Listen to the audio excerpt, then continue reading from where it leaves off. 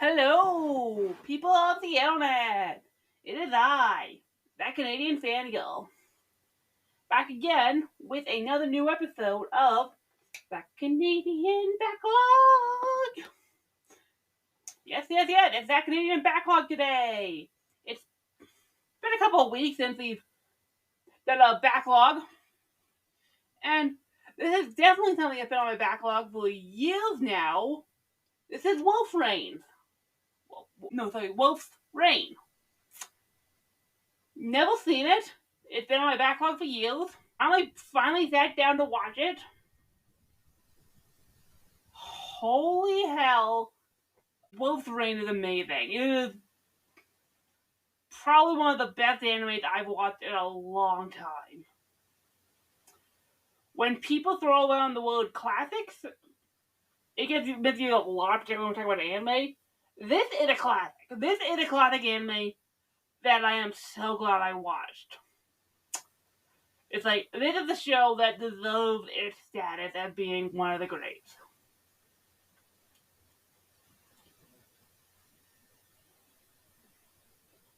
Wolf's Rain is a show about four wolves on a quest to find paradise. We don't know what that means, but they'll trek through kind of a dystopian future world. It's not really clear to find it, and the characters they come across, and the troubles and the trouble and everything that comes across with it. I kind of knew going in that it was not going to be a happy ending, and by the time you get to the end, it's like, that was a tragedy. It's from the same producer team from Cowboy Bebop, so it's like, that checks. Cowboy Bebop's also not a happy ending, that is also a tragedy. But, man, I am so glad I saw Wolf's Rain, because, oh, I'll say this. The only thing I can say watching the show is, I miss this alien animes. The late 90s, early 2000s aesthetic is a lost out, and I miss it so much.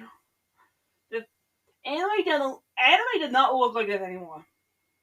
It's like, it's all digital art, and it looks nice. There are some gorgeous modern anime that exist. Wolf's Rain is an art that sadly died out. It's like, they don't make anime like Wolf's Rain anymore, and it's a crying shame, because I love it. I love it so much.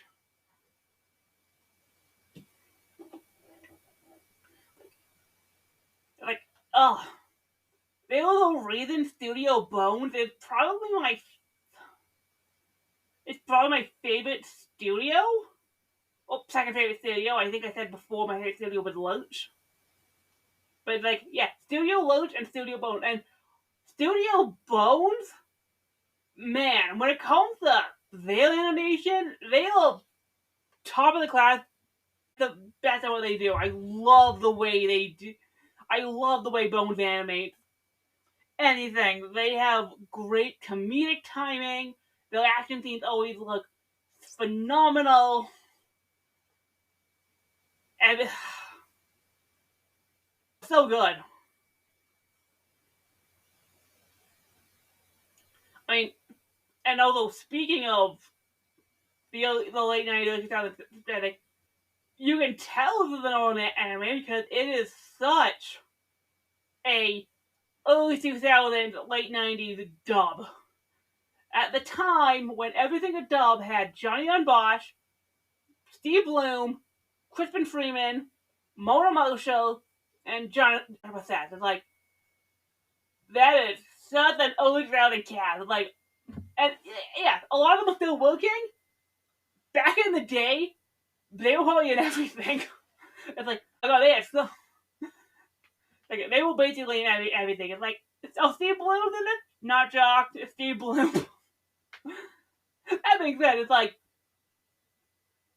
main character of Johnny Yong Bosch in the Japanese dub it's Mamoru Miyano. It's like, so no matter what, you get yourself performing Miyano's amazing voice actor in Japan. So it's like, no matter what, I'm getting a great performance from Kiba. It's like, and Kiba's one of the most interesting characters in the entire show. So it's like, well, he's got two really good voice actors. So it's like, I'm not shocked. But yeah, I'll break down the characters. I mean, our main characters are Kiba, Sume, Hige, and Toboe. And again, they're simple characters, but they work. Kiba's, the main character, tactically. He's the main focus most of the time. Everything centered around him, and he's got some decent, depth. Sume's the tough one. Hige's the lighthearted one that is more laid back, and Tomoe is the child. Well, they're all young, but Tomoe's the youngest, so. And the relationship between the four worlds is probably the strongest part about Wolf's Reign. It's the four of them together forming this makeshift little pack is definitely what's most compelling about Wolf's Reign. Them coming together and basically going through the motions. And it works. Particularly when you get to the ending and you're like, oh no! Not hit the top one, no! I'll get spoiled eventually, I don't want to get them now. And then eventually they meet Sheva, the Flower Maiden, who is charming in her own right, trying to help them live in paradise. And the various humans that are basically, hunting them down, either trying to find paradise for their own, maybe trying to figure out the truth of the world, the truth of the flower, the truth of the world. It's a simple story, but it works. And, yeah, it is just... So, again, it's not a happy ending. You kind of know it's gonna be a tragedy, and if you really like canines, a lot of wolf brutality. It's like there was some brutal scenes of the wolves fighting. If you don't like watching dogs fight, and seeing basically canines getting injured, it's like, yeah, it's a rough set. But it's like it's so good. It's so good. It deserves to be talked about as much as it deserves the attention it's given. I'm so glad I sat down to watch the entire series.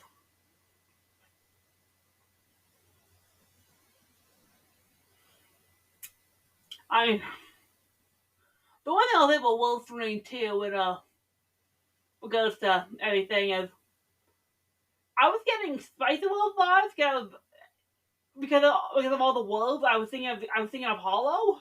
So I always asked it, it's like, did this come out at the same time as the original Spice and Wolf? No, it did not. Wolf's Reign was Winter 2003. The original Spice Wolf was Winter 2008. So it was like a 6-year difference. There's a massive coincidence. I think the moment I was thinking of Hollow because the remake just came out. I was thinking of Wolves. But it's like, because they came out at the same time, it's like, was there a wolf thing in Japan? But like, no, that's a massive coincidence. It's a massive coincidence that you had Wolf's Reign, and 6 years later, Spice Wolf came out. It's like, wolves! Also, wolves are really cool animal. I love wolves. They are so cute. They're deadly. There's a charm to the wolf. I'm a dog person, so that's probably why. I dressed up a dog last night, so it was that. Yeah. The nature of wolves is cool. I love pack mentalities. Probably, when you look at my writing, that kind of comes through.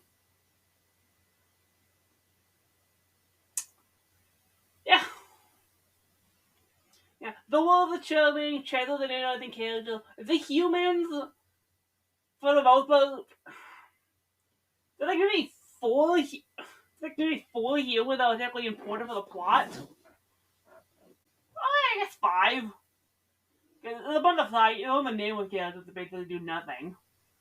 Like, really, we can't care about Quinn, the grizzled old hunter guy, who hates the wolves because of tragedy and basically is hunting them down, and he gets fleshed out great. I think his story when they found that out was I think really compelling. The detective Hub, who is basically comes to leave the city because he's looking towards ex-wife and discovers more about the world and the wolves. And Hub's an interesting kid. He's basically kind of the human center because he's like the most he is like the most normal guy in the show that has nothing to do with the wolves. Cheryl is the scientist with the family on Cheddar and was Hub's ex-wife. So have a relationship with either talking about Cheddar or talking about a relationship with Hub. And she works basically a character. Because, she's basically there, kind of realize a bunch of the scientific stuff about, how the world works. It's kind of cool. And then you technically have the main antagonist there's technically 2 antagonists in the show. You have Jaguar, who basically just shows up halfway through, and just basically some noble who is killing all the world because he's trying to make her own paradise. And then you have Dulce, who kind of goes back and forth between okay, was the antagonist, kind of appealed, and then kind of comes back by the end. Dulce's got a really interesting backstory, and his story by the end is fits with what they want to do, so it's not bad. You go look at that character, and you're like, Steve Bloom, and yes, that's Steve Bloom's character, so it's oh, that checks. 100%, just yeah, Steve Bloom's always 100% fits in this dude. I mean, his Japanese voice is great, but it's yeah. I mean, it's freaking Steve Bloom. The guy is basically a voice acting legend when it comes to a voice acting legend. Everyone knows Steve Bloom. And that dude's voice is it's Johnny. It's freaking Spike Spiegel. It's freaking Spike Spiegel. We all know Steve Bloom is amazing. Particularly when it's got a really good talent. And again, this is a great cast. Again, voice acting legends back in the day. It's all of these guys are amazing. I mean, it kind of throwing me off because Hickey from Planet of the Ants kind of looks like Spike Spiegel, but he's also the voice that got to a set, so I keep hearing Ty, so it's this is really jolly. They give him the hair too, so it's do they cast him because of that? I can't tell. I love Joshua Seth, but I love Joshua Seth, but I'm hearing Ty in the performance. That's probably the voice they wanted him to go for, but it's I should not be reminded of Digimon for this show. And I'm not, because Hickey's got some really using death, particularly at the end, when you get the truth of it. I mean, Hickey's probably the most supportive wolf for most of the show, until you get to the final 10 episodes, when they kind of start letting out his character, and it's yeah, no, Hickey is really interesting when you figure out that I'm guessing he was kidnapped by Jaguar? I don't know, I don't really fully understand how that worked. It sounds so. It looks like Jaguar was capturing wolves, and she put the collar on them, and I guess was she experimenting on the wolves to basically get them to hunt down the wolves so she can kill more wolves, or was he I honestly can't tell. Because I think he was working with Jaguar. It's was he always working with Jaguar, or was he a regular old pub that was basically captured by this noble and basically filmed it on? Because he also basically has this weird memory thing. Well, he doesn't. Well, his memories come back, so it's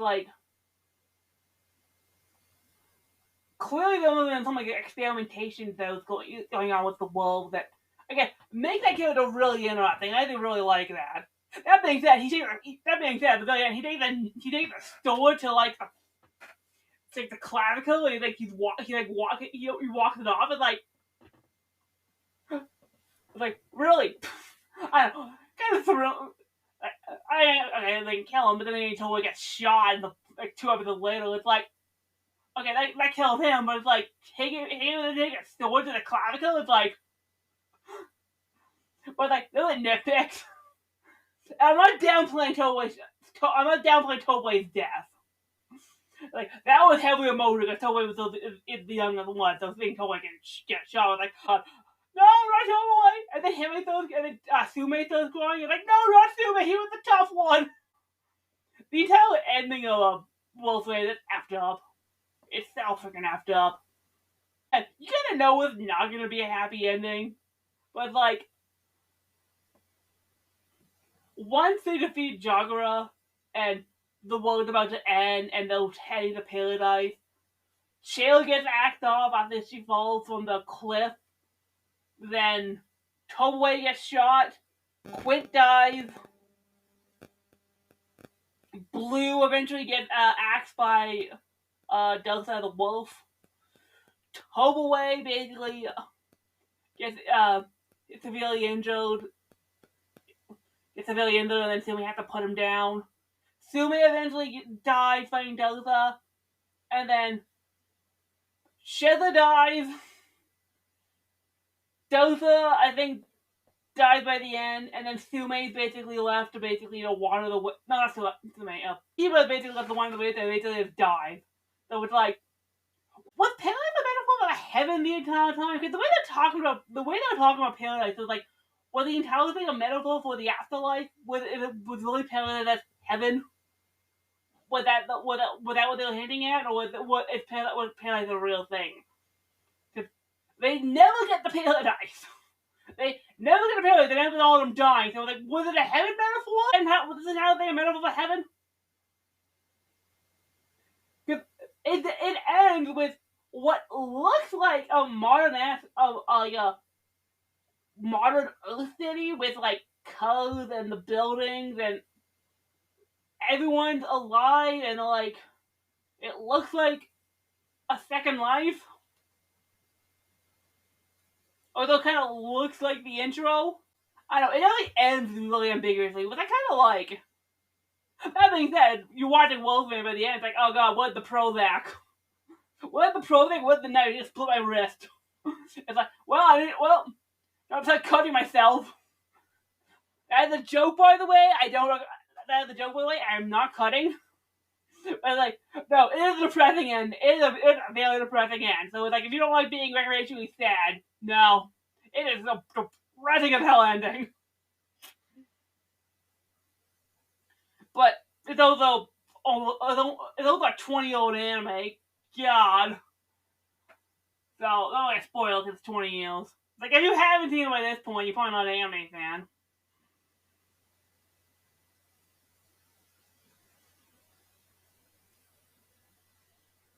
You think it's also incredible in this show? It is a Yoko Kanno score. Yoko Kanno is... the reason she is such a good composer. My god, her scores are so good. Everyone talks about Cowboy Bebop. This is good. This is a great score from her. Like, the opening and the ending are great. I think Stray is a legit great opening. It hits her. The beat's incredible. It looks incredible. The opening shot with the rain. Again, I miss animation like this because like it looks so real. It's like I can see the reflection of the water, but it looks like a puddle. It's like, oh, it looks so good. That song is amazing. Same with the ending theme. And it's like, I don't want to compare it to Cowboy Bebop because tonally they are really. I mean, I don't want to compare it to Cowboy Bebop, but it's like if I had to compare Tank to Stray, it's like that is so tough because it's like, do I give it to Tank? Tank is great. I love Tank. And it's like, the lead in the tank is just great. Like, 3, 2, 1, let's jam. Stray just had this something power Stray that's like, it's the worthy success of this tank. I will say that. Yeah. That being said, unless I love Gravity, the great song, I love Gravity. Real Folk Blues is better. As an ending theme, I think Real Folk Blues is a way better ending theme. I like Gravity. I think Gravity is a great song. I think it's a good ending. Real Folk Blues hits a little. Most of the time about Cowboy Bebop, and it's like, you can't really say that because like Cowboy Bebop is like that's kind of a different series. But like, I don't know. I don't know if they don't get paid in the Wolf Rain and Cowboy Bebop. It's the fact that they had shown a lot of production with being it's the same producing team. I think it's the same animation. I think a lot of the animators from Bones came from Sunrise. Don't quote me on that. But I think they share a lot. I think they share a lot of similarities to the Yoko Kanno score. The producer works on Cowboy Bebop, but those are different direct.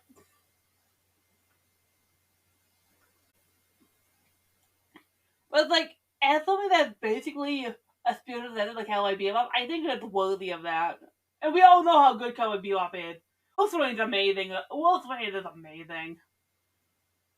Again, classics. Like, this is a classic.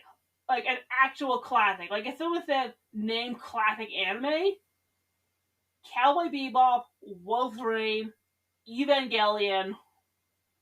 I'd probably throw Dragon Ball in there just because. Probably Saint Seiya. Like, those are classics. Those are shows that are going to. Those are shows that are going to last. That are over 20 years old. Next week we're going to be talking about another classic. We'll be talking about a new classic. But in terms of old classics, Wolf Rain is. I will say this about Wolf Rain. I watched it on the 4-disc Blu-ray. It's beautiful. It's got gorgeous cover art. It's got gorgeous cover art. It's got some really another thing. Behind the scenes special features of the Japanese cat, the promos. It's a great Blu-ray. I'm so glad I picked it up. I say that because it is available on Crunchyroll. Crunchyroll doesn't have the full series. They have up to episode 26. They don't have 27 through 30. And if you want the full story, you're buying the Blu-ray because it does not have the complete series is not available on Crunchyroll. You get to the very end, and the last 5 episodes are not there. The last 5 episodes are basically the meat of the story because that's where everything goes. Because that's where the actual ending. So if you want the actual ending of Wolf Rain, buy the Blu-ray. I got it off at the Crunchyroll store, so hopefully it's still there. I say hopefully because considering what's going on with Crunchyroll right now with the anime bins they're on, I don't know what they're doing with content. Please don't say they're moving stuff in the store. Please, Crunchyroll, don't say you're moving the classics in the store. You can take it out of streaming. You dare take the Blu-rays off. I'm probably gonna look for the video of SK floating on the store because if it's available, I'm buying that Blu-ray. I want to watch that. I was watching the trailers on the Blu-ray.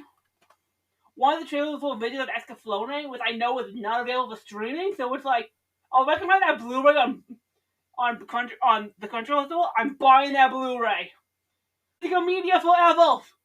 I know everyone's like, why the point? Like, we need physical media. We need physical media. Streaming is too volatile. If things are taken off of streaming, you cannot watch them anymore. We need physical media. That's why I love my Blu-rays. I love my DVDs. I love my physical media. But yeah, the complete series is available on Blu-ray. It is on Crunchyroll, so if you don't want, so you can watch it. Just be warned, you're not watching the full series. At the end of the day, you're watching probably one of the best classics I've ever seen. It's like, I've had a lot of good hidden gems doing this backlog series. All my backlogs have been stuff that were like 10 years old. This is what I wanted to do the backlog series for. For the shows from 20 plus years ago that I never got a chance to watch because of mainly accessibility issues, because streaming kind of sucked back then, because anime watching kind of sucked back then, but I'll get to that later. And that is why I'm so glad I started this backlog series. You know, some of the best stuff you can watch is 20 plus years old. They are worth digging out of the vault and bringing back into the light, because, man,